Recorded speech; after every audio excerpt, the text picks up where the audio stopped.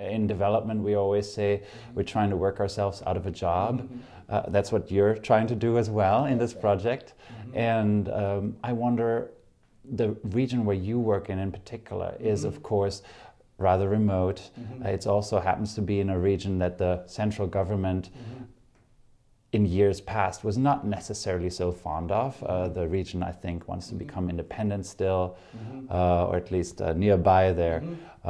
So what makes you think that once Chemonix leaves, that these gains will be continued? Because it does need the education ministry and government officials to continue the work.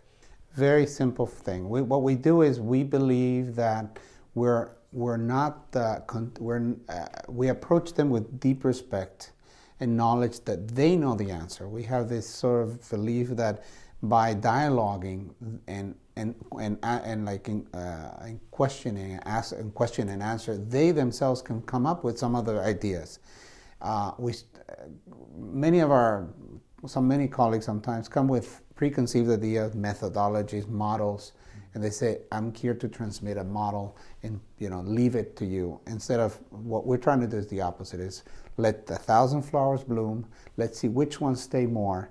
And then, of course, there is theory, there's practice. We know that there is other knowledge from outside that can help, but it's a two-way conversation. So building ownership, really focusing on people, not on methodology, but one person at a time, particularly in the case of the ministry.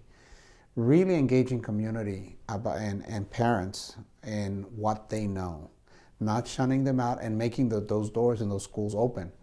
So you have taking those three things into account, teachers will feel more empowered, feel more supported, and in the long run, the new methodologies, the new work has a greater chance of sustaining itself and continuing.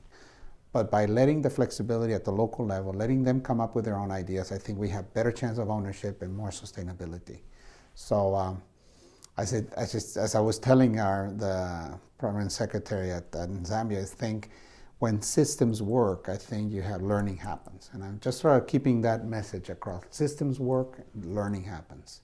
So we're hoping that this experiment, this process will start being noticed in the indicators in the school indicators coming up as we proceed this school year.